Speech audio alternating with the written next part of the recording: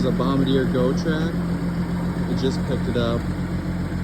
Was sitting between 3 and 18 years.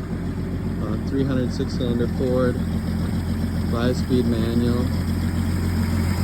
I don't know how long it sat, but I'm thinking a long time. The throttle was completely seized in the carburetor. Looks like it runs pretty good though now that we got it running.